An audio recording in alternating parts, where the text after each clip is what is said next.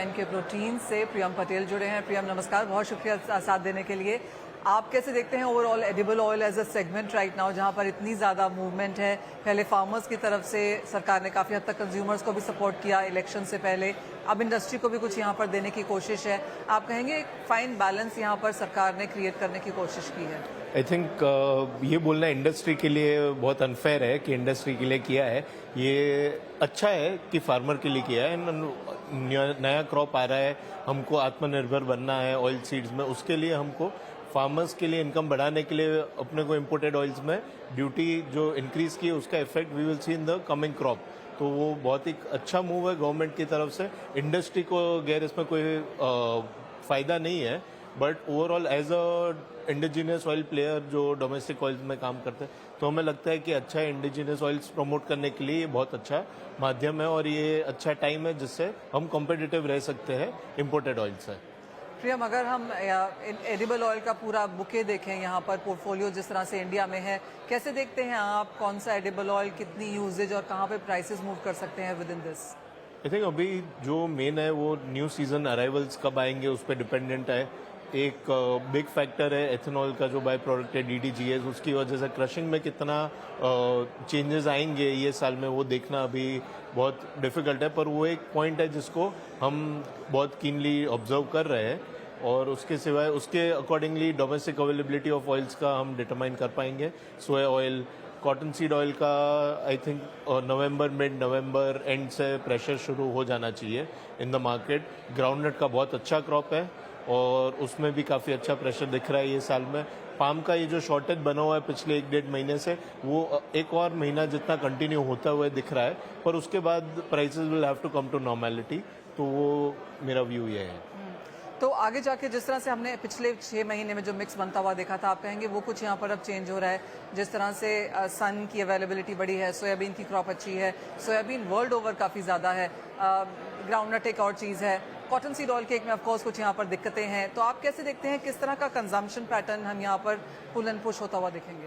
I think मेरे को जो दिख रहा है कि सन ऑयल का थोड़ा डिमांड बिकॉज इंटरनेशनल क्रॉप कम है और प्राइसेस प्रीमियम पे, तो सन का overall contribution to the mix घटना चाहिए।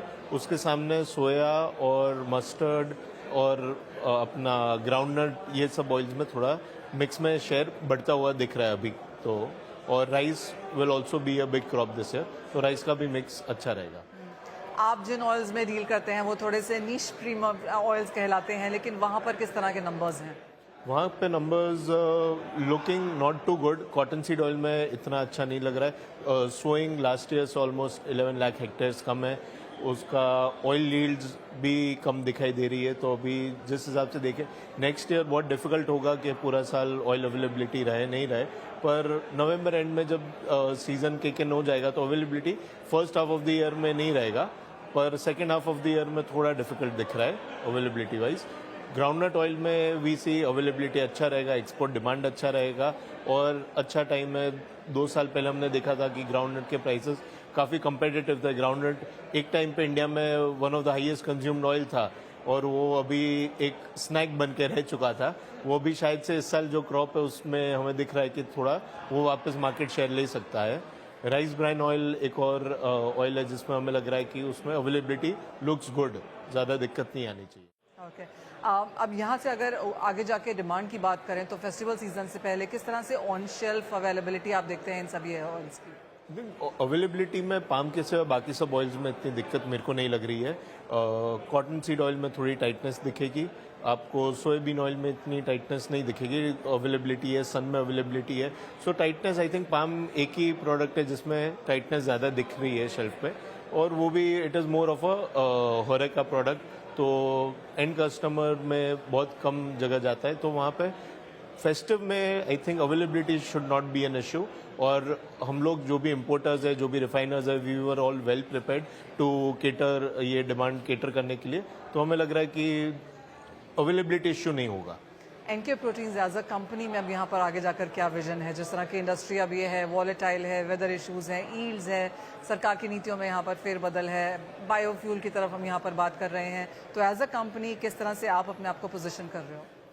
एज अ कंपनी हमारा विजन बहुत क्लियर है कि जो गवर्नमेंट का भी इनिशिएटिव है कि आत्मनिर्भर भारत करना है इन ऑयल सीड्स, उसके लिए हमें डोमेस्टिक ऑयल्स की अवेलेबिलिटी बढ़ानी चाहिए। हम एफर्ट्स कर रहे हैं कैसे डोमेस्टिक ऑयल सीड्स का सोइंग बढ़े, उसकी अवेलेबिलिटी बढ़े, और हमारा ग्रोथ जो भी होगा हमको डोमेस्टिक ऑयल्स में ज़्यादा करना है।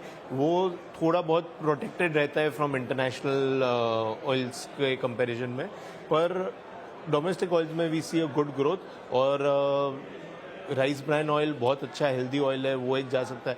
कॉर्न ऑयल है जो अभी इंडिया में इतना एक्सेप्टेबल नहीं है, वहाँ पे बहुत अच्छा स्कोप है। कॉटन सीड ऑयल को हम नेशनली लेके जाना चाहते हैं।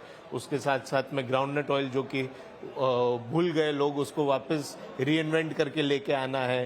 तो ये सब प्रोडक्ट्स में हम काम करेंगे और हमको यही डायरेक्शन में जाना है, क्योंकि पाम सोए सन में बहुत ज़्यादा वॉलेटिलिटी हो चुकी है, इंटरनेशनल फैक्टर्स बहुत काम करते हैं। तो हमारा विजन क्लियर है कि ये ऑयल्स में we see a good growth. फिर हम एक फाइनल सवाल, और काफ़ी सारी कॉन्वर्सेशंस और काफ़ी सारी कंपनीज अब यहाँ पर ग्रो कर रही हैं, क्या इनके प्रोटीन्स इन दैट सेंस एक आईपीओ की तरफ जा रही है? जी नहीं, अभी कोई विजन नहीं है आईपीओ की तरफ।